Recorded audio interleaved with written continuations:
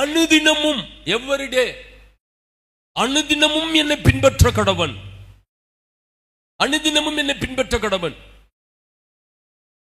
நமக்கு உண்டானவைகள் எல்லாவற்றையும் நம்ம என்ன செய்யணும்? வெறுக்கணும்.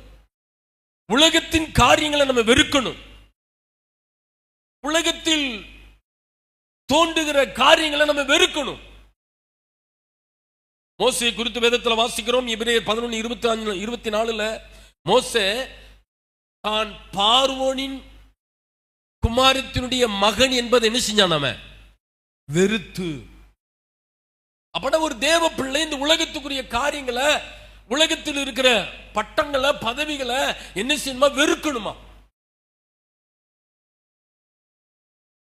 நானும் பாசமாவும் இது நாகர்கோவில் போயிருந்தோம், கிங்ஸ்லி படிக்கிற காலேஜுக்கு. ஒரு டாக்டரை, அவருடைய டீச்சர், கிங்ஸ்லிக்கு டீச்சர், அவரை பார்க்க போயிருந்தோம். அவர் பேர் ஏதோ ஒரு பேர் போட்டுருந்துச்சு. இவ்வளவு இருக்கும் அவர் பேர். 2 பேர் இருக்குது. என் பேர் டேவிட் ஜீவராஜ், அவர் பேர் ஏதோ ரவிசங்கரா, ஏதோ 2 பேர் இருக்குது. அவர் பேருக்கு கீழே அவருடைய படிப்பு போட்டிருக்காரு. இன்சியலோட எவ்வளவு நீளம் வருமோ அந்த நீளத்துக்கு அவருடைய படிப்பை போட்டிருக்காரு. அவ்வளவு படிச்சிருக்கிறார். ரயில்வே ஸ்டேஷன் சொன்னா அவருக்கு படிப்புக்கு கீழே, அவர் அவ்வளவு படிப்பு, பேருக்கு கீழே அவ்வளவு படிப்பு போட்டிருக்கனால தான் இன்னைக்கு அவர் அந்த போஸ்டிங்ல இருக்கிறாரு அப்படின்னு சொல்லி. இன்னைக்கு ஜனங்கள் எதை விரும்புறாங்க அப்படின்னா பட்டத்தை விரும்புகிறார்கள். அல்லேலூயா. நம்ம இந்த உலகத்தில் காண்கிற எல்லாவற்றையும் நாம் வெறுத்து தள்ளுகிற பிள்ளைகளாக காணப்பட வேண்டும். யூதா 1:23 வாசிங்க. யூதா 1:23.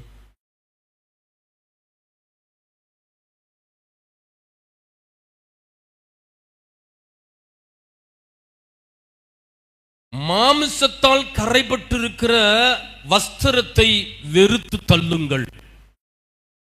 மாமிசத்தால் கரைபட்டிருக்கிற வஸ்திரம், மாமிசத்தால் கரைபடுறது எதுன்னு சொல்லி உங்களுக்கு தெரியும்.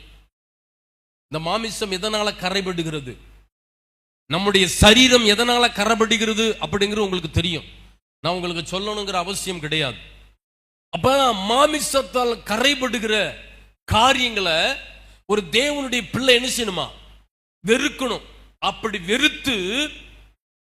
வெறுக்கக்கூடிய காரியங்களை வெறுத்து நம்ம அனுதினமும் பாடுகளையும், சோதனைகளையும், கஷ்டங்களையும், வேதனைகளையும், துன்பங்களையும் இதோ சகிக்கக்கூடிய தேவன் நமக்கு பலனை கொடுத்திருக்கிறார் அல்லவா?